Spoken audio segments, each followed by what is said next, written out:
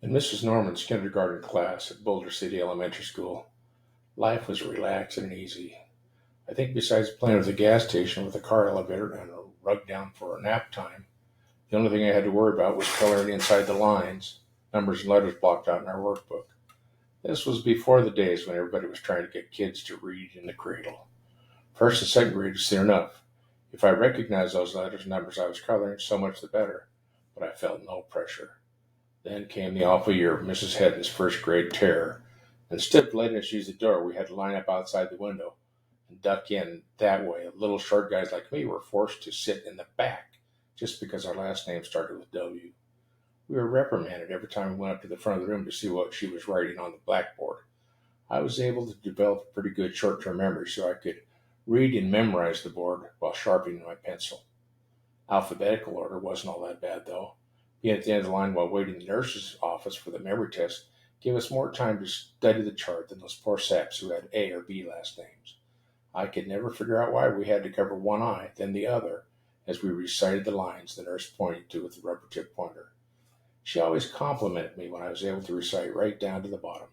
Heck, I could have done with both eyes covered, except I wouldn't be able to tell what line she was on. Back in class, I continued to excel in reading. I was always the first to read the word something that she put on the board. It was the only word that was that long. The other lengths had several choices each, so a quick visit to the pencil sharpener was necessary for positive identification. Mrs. Knowles' second grade class was cool. We got to use the real door in there. I always orient myself to that class when I figure out which way is north, south, east, and west. Then came the fateful day.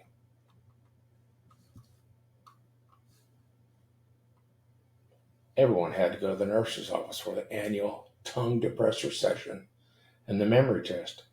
Again, I was at the back of the line so I could review the chart. Yes, it was the same as last year. It took no time at all refreshing my memory. Then I could kick back and relax in line.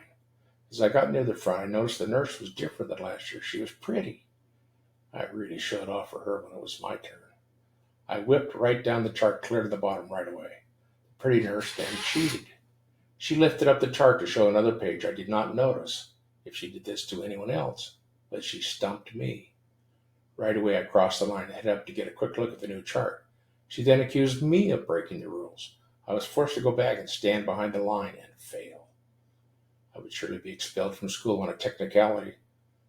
I could really only make out which way the lines are pointed on the top line. I saw nothing else. The nurse sent a note home with me, and I was sure I would be disgraced. Oh joy, that did not come to pass. I was even able to get a little extra attention mileage out of the whole deal.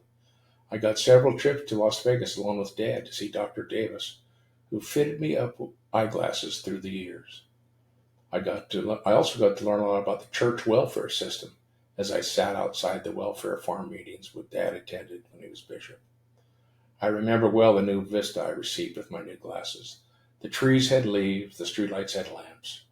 There really were stars in the sky at night. I didn't have to fake seeing the Big Dipper. I really could see what people were talking about. Although I was never an athlete, at least now I could see the ball coming and get out of the way before it hit me.